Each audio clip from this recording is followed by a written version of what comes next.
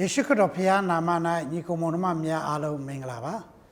ဆာမစ်ဆွေ YouTube Channel ကနေပြန်လဲကြိုဆိုပါတယ်ဒီတစ်ပတ်မှာနှုတ်ကပတ်တော်အဖြစ်ဝေငှလိုတဲ့အရာကတော့ဖခင်သခင်ရဲ့ပြီးပြည့်စုံသောကယ်တင်ခြင်း the fully salvation လို့ခေါ်မလားမသိဘူးပေါ့နော်ပြီးပြည့်စုံသောကယ်တင်ခြင်းဖခင်ကလူကိုဖန်ဆင်းတဲ့အခါမှာအပိုင်း၃ပိုင်းနဲ့ဖန်ဆင်းတာကျွန်တော်အားလုံးသိပြီးသားဖြစ်ပါတယ်ကိုယ်ခန္ဓာစိတ်ဝိညာဉ်ဆိုတော့ဒီနေရာမှာကျွန်တော်တို့ကကယ်တင်ခြင်းလို့ပြောတဲ့အခါမှာများစွာသောသူတွေကဝိညာဉ်ကယ်တင်ခြင်းကိုအဓိကပြောတတ်ကြတယ်ပြီးတော့ခံယူတဲ့သူတွေကလည်းဒီဝိညာဉ်ကယ်တင်ခြင်းကိုပဲအဓိကခံယူတတ်ကြတယ်နော်ဆိုတော့တည်သွားပြီးတဲ့အခါမှာတမလွန်မှာကောင်းကင်နိုင်ငံဝင်ရဖို့ငြိမ်းရေးရာဘုရားသခင်ရဲ့နိုင်ငံတော်ဝင်ရဖို့မှတ်စသဖြင့်ဒီလောက်ကိုပဲများများခံယူတတ်ကြတယ်ပြောတတ်ကြတယ်ဒါပေမဲ့ဘုရားသခင်ကသူဖန်ဆင်းကြတဲ့ကိုကလူကိုခန္ဓာစိတ်ဝိညာဉ်၃ပိုင်းနဲ့ဖန်ဆင်းတဲ့အတွက်သူပြန်လည်ပြီးရွေးနှုတ်ကယ်တင်တဲ့အခါမှာလေခန္ဓာစိတ်ဝိညာဉ်၃ပိုင်းစလုံးကိုပြန်လည်ပြီးတော့မှကယ်တင်တာဖြစ်တယ်ဆိုတာကိုကျွန်တော်တို့နားလည်ရတယ်သဘောပေါက်ရတယ်ဆိုတော့ဒီဖျားသခင်ကကပ္ပဦးကျမ်းခန်းကြီး2ခန်းငယ်9မှာထို့နောက်ထာဝရရှင်ဘုရားသခင်သည်မြေမုံဖြင့်လူကိုဖန်ဆင်း၍သူ၏နှာခေါင်းထဲသို့ဇီဝသက်ကိုမှုတ်တော်မူလေလူသည်အသက်ရှင်သောတတဝါဖြစ်လေ၏လို့ပြောတာ။နော်ဆိုတော့အဲ့ဒီခန္ဓာစိတ်ဝိညာဉ်၃ပါးမှာ၃ပါးစလုံးကိုဘုရားကဖန်ဆင်းတယ်အဲ့ဒီခန္ဓာစိတ်ဝိညာဉ်၃ပါးစလုံးနဲ့ဘုရားနဲ့အဆက်အသွယ်ရှိတယ်ဘုရားနဲ့မိတ္တာဖွဲ့ခဲ့တယ်ဒါပေမဲ့နားမထောင်ခြင်းအပြစ်ကြောင့်စတန်ပန်ရဲ့စုံစမ်းသွေးဆောင်ခြင်းနဲ့မှာပါသွားပြီးနားမထောင်ခြင်းအပြစ်ကြောင့်အပြစ်တဲကိုကျဆင်းသွားတဲ့အခါလေဒီခန္ဓာစိတ်ဝိညာဉ်၃ပါးစလုံးကျဆင်းသွားတယ်အဲ့ဒီခန္ဓာစိတ်ဝိညာဉ်၃ပါးစလုံးကိုစတန်ရဲ့ကကင်တွယ်ပြီးတော့သူ့လက်အောက်မှာထားပြီးတော့သူ့ရဲ့တပည့်တွေကျဆင်းသောကောင်းကင်တမန်နတ်ဆိုးတွေအပြင်နတ်ဆိုးဝိညာဉ်အပြင်လူကိုထိန်ချုပ်တယ်နော်အဲ့တော့ယေရှုခရစ်တော်ဖျားလက်ဝါးကတိုင်မှာအသေးခံတဲ့အခါအသေးခံခြင်းအသွေးသွန်းခြင်းအပြင်ဒီလူကိုပြန်ကယ်တဲ့အခါရွေးနှုတ်တဲ့အခါဒီလူရဲ့ခန္ဓာစိတ်ဝိညာဉ်၃ခုစလုံးကိုသူကပြန်လည်ပြီးတော့မှရွေးနှုတ်ကယ်တင်တာဖြစ်တယ်အဲ့တော့တတလုံးနဲ့ဩဝါဒစာပထမဆောင်ခန်းကြီး9အခန်းငယ်23မှာတမန်ကျမ်းစာဘယ်လိုပြောလဲဆိုရင်ငြိမ်သက်ခြင်းရှင်ဘုရားသခင်ကိုတော်တိုင်နဲ့သင်တို့ကိုအကုန်အစင်တန့်ရှင်းစေတော်မူပါစေတော်ငါတို့သခင်ယေရှုခရစ်ကြွလာတော်မူသောအခါသင်တို့၏ကိုယ်ခန္ဓာစိတ်ဝိညာဉ်အပေါင်းကိုအပြစ်တင်ခွင့်နှင့်ကင်းလွတ်စေခြင်းကစောင့်မတော်မူပါစေတော်ဒီနေရာမှာအပြစ်တင်ခွင့်နှင့်ကင်းလွတ်စေခြင်းကစောင့်မတော်မူပါစေတော်လို့ဒီကျမ်းကနော်ရှင်ပေါလုကပြောတဲ့အခါမှာအပြစ်တင်ခွင့်နဲ့ကင်းလွတ်ဖို့အတွက်ဘယ်ရာတွေလဲဆိုရင်၃ခုစလုံးပဲကိုယ်ခန္ဓာစိတ်ဝိညာဉ်အပေါင်းအပေါ်မှာအပြစ်တင်ခွင့်နဲ့ကင်းလွတ်ခြင်းဟာဆောင်မတော့မူပါစေတော်လို့ပြောတယ်ဒါကြောင့်မလို့ဒီအပြစ်အောက်ကနေအပြစ်တရားအောက်ကနေအပြစ်ဒဏ်စီရင်ခြင်းအောက်ကနေဘုရားကရွေးနှုတ်ကယ်တင်တဲ့အခါမှာခန္ဓာစိတ်ဝိညာဉ်၃ခုစလုံးရွေးနှုတ်ကယ်တင်တယ်ဆိုတာကိုကျွန်တော်နားလည်သဘောပေါက်လို့ရပါတယ်ခံယူလို့ရပါတယ်နော်ဆိုတော့တော်တချို့ကပြောကြတယ်အပြစ်နဲ့ဆက်ဆက်ပြီးတော့မှဖြစ်တဲ့အရာတွေပြောကြတယ်တချို့ကအနာရောဂါကိုပြောတယ်တချို့ကဆင်းရဲဒုက္ခကိုပြောတယ်တချို့က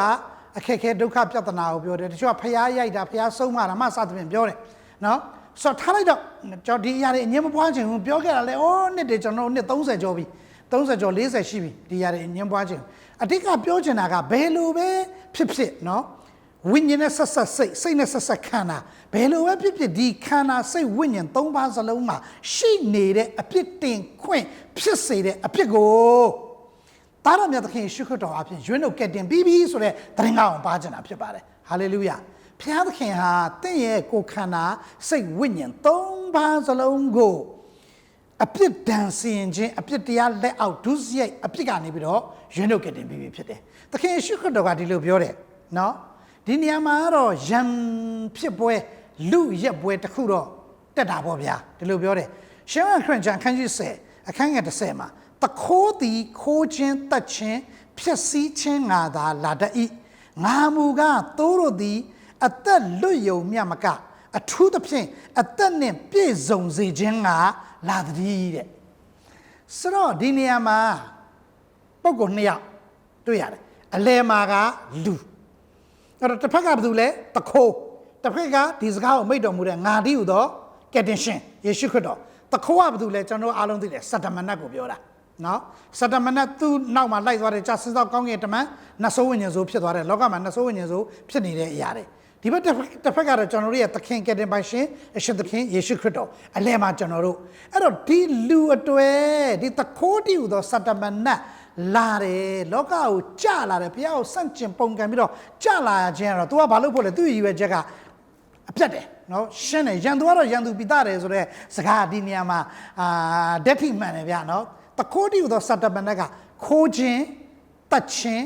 းဖြတ်စည်းခြင်းဒါပဲသူ့ရည်ရွယ်ချက်ကအဲ့တော့ तू ဘာလို့မလဲဘယ်လိုခိုးရမလဲဘယ်လိုဖြည့်ဆည်းရမလဲဘယ်လိုတတ်ရမလဲဒါပဲ तू ချောင်းမြောင်းတာသူ့အလောက်ကဒါပဲနော်လူတွေကို तू ဘလောက်ပဲစိစိမ်ဥစ္စာပေးပေးလူတွေကိုဘလောက်ပဲပျော်ပါအပျော်ပါထဲမှာဆွဲခေါ်လူတွေကိုယာတူးစိစိမ်လောကအောင်မြင်ကြော်ကြားမှုထင်ပေါ်မှုဘလောက်ပဲ तू ပေးပေးသူ့ရဲ့ရည်ရွယ်ချက်ကအဲ့ဒီနောက်ွယ်မှာဒီလူစီကနေခိုးမယ်တတ်မယ်ဖြည့်ဆည်းမယ်နော်သူ့ရဲ့ဝိညာဉ်သူ့ရဲ့စိတ်သူ့ရဲ့ခန္ဓာအဲ့ဒါအားလုံးသူအပိုင်ရပြီးတော့သူနဲ့အတူထာဝရဒဏ်စင်ခြင်းတွေကိုဆွဲခေါ်ဖို့အတွက် तू ဟာဒါစုံစမ်းသွေးဆောင်တာပေးထားတာဒီလိုလေကျွန်တော်အားလုံးသိပါတယ်ကျွန်တော်လောကီလူသားမပြောပါနဲ့ဗျာယေရှုခရစ်တော်လူစားတိခံလာတဲ့ယေရှုကိုတောင်မှဒီစတမန်တကသွေးဆောင်သေးတာပဲဟုတ်တော့ဒီရပောင်း40သခင်ယေရှုအစာချောင်ပြီးတဲ့အခါမှာထွက်လာတဲ့အခါမှာစတမန်တကရောက်လာပြီးတော့မှဒီစုံစမ်းခြင်း3မျိုးထဲမှာဗာလဲနောက်ဆုံးတစ်မျိုးကအလွန်မြင့်တဲ့တောင်ပေါ်ကိုခေါ်သွားတယ်ဤလောကတိုင်းနိုင်ငံရှိသမျှဘုံစည်းစိမ်ကိုတခဏချင်းတွင်ပြညွန်၍လို့ပြောတယ်ကျမ်းစာလောကီဘုံစည်းစိမ်ယာရုဂုံရှိန်ကြော်ကြားမှုအရာအားလုံးကစတမန်တကပေးနိုင်တယ်နော်ပေးနိုင်တယ်ပေးတယ်ဒီနေ့ခေတ်လောကမှာလူတွေအများကြီးပဲနတ်ကိုးကွယ်တဲ့လူတွေနော်တချို့ကဒါကိုသိတော့စတန်ကိုတိုက်ရိုက်ကိုးကွယ်တာကျွန်တော်ကြားဘူးပါတယ်အမေရိကနော်အဆိုတော်တချို့ကဘာကျော်အဆိုတော်တချို့စတမန်နဲ့အပေးယူလုပ်တယ်ဆိုတာမျိုးတွေကျွန်တော်တို့ကြားဘူးတယ်စတန်ကိုနော်စတန်မင်းကငါကိုးကွယ်မယ်မင်းနောက်ကငါလိုက်မယ်ငါ့ကိုမင်းအောင်မြင်ဖို့အတွက်လုပ်ပေးကြော်ချဖို့အတွက်လုပ်ပေးနော်တခါတည်းတကယ်ထင်ပေါ်ဖို့အတွက်ကဘာကြော်ဖို့အတွက်လုပ်ပေးစတမန်ကသူတို့ကိုကြီးကျယ်ချီးမြှောက်တာ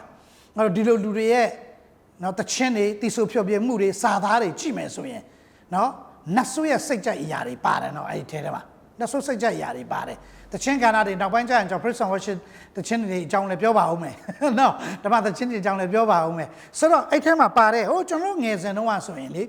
တော်တော်လေးပြင်းပြင်းထန်ထန်ဝေဖန်ခြင်းခံတယ်ဒီဘက်ခေတ်မှာလေတိတ်မဝေဖန်တော့ဘူးနော်အဲ့ဒါလည်းနတ်ဆိုးရလှည့်စားခြင်းပဲဗျာသိလားကျွန်တော်ငယ်တုန်းကလေဘယ်အဖွဲအားနော်သေခြင်းနဲ့ဆက်ဆိုင်တဲ့ကိုတတ်သေးပလိုက်မယ်သေခြင်းကိုငါရောက်ခြင်းနဲ့ဘာညာဆိုတာမျိုးတွေအကြည့်ကျက်တို့နော်ဟိုစာသားတွေပါတယ်လူကိုတတ်သေးဖို့အတွက်တိုက်တွန်းနေဘာညာအကြည့်ကျက်ကဘာမှာဝေဖန်တာတွေရှိတယ်အကြည့်ကျက်အများကြီးအဲ့လူတွေကဘာကြောတယ်နော်ဒီတီဝိုင်းဖွဲ့တွေကကဘာကြောတယ်ဆိုတော့တချို့ဆိုရှိတယ်မလားကျွန်တော်ဟိုတလောကပဲဒီမှာဟို YouTube ထဲမှာတွေ့လိုက်သေးတယ်ဗျာဗာလေဒီတကယ် festival ကြီးနော် music festival ကြီးတခုအဲ့ဒီ festival ပွဲတော်ကြီးတခုမှာဂီတပွဲတော်ကြီးတခုမှာအမျိုးသမီးအဖွဲ့တစ်ဖွဲ့နော်သူတို့ကဟိုပြောမယ်ဆိုရင်လှောင်ပြောင်ထားတာဗျာ RC sister တွေ mother တွေဝတ်တဲ့ဒီတီလိုက်ရင်ဝတ်ရုံပေါ့အဲ့ပုံစံခက်စင်တွေဝတ်ပြီးတော့မှအမဲတွေနဲ့နော်ဒါပေမဲ့သူတို့ကဒီ skirt ကိုတစ်ခါတည်းပေါင်နယ်လောက်ထိခွဲထားပြီးတော့မှတစ်ခါတည်းဒီမျက်လုံးတွေမှာကျတော့တကယ်ဟိုကလေးတွေလှုပ်တယ်လေစတမနတ်လိုမျိုးလေအမဲတွေလေနော်ဒီအေ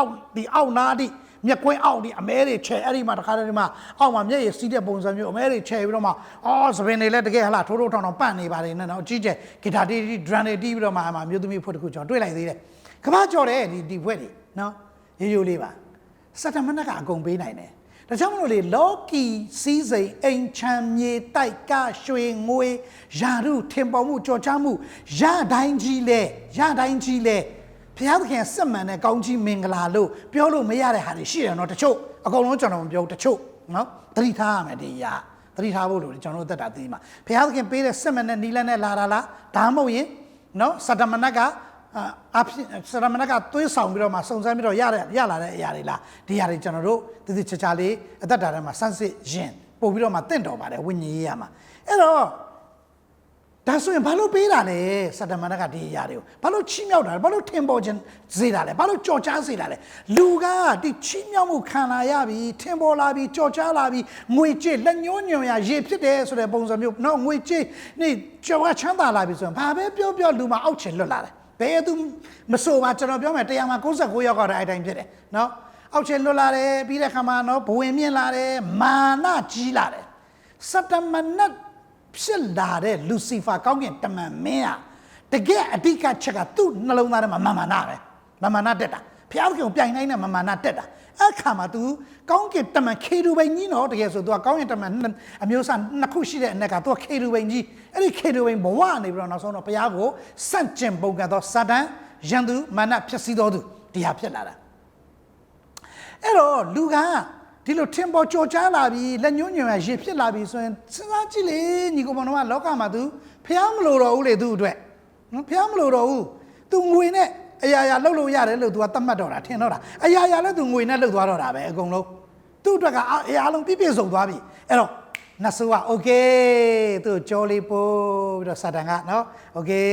ငါလူဝင်တော်တယ်ကွာโอเคငါနာမနေတော့ငါဆက်ပေးမယ်နော်အောင်မြင်စေမယ်နော်ကြော်ကြားစေမယ်နော်ကမ္ဘာမှာအောင်မြင်ကြော်ကြားတဲ့အမှုပညာရှင်တချို့တေဂီတာအမှုပညာရှင်သေုပ်ဆောင်အမှုပညာရှင် fashion လောကမှာတောင်ရှိတယ်နော် fashion အမှုပညာရှင်တချို့ကို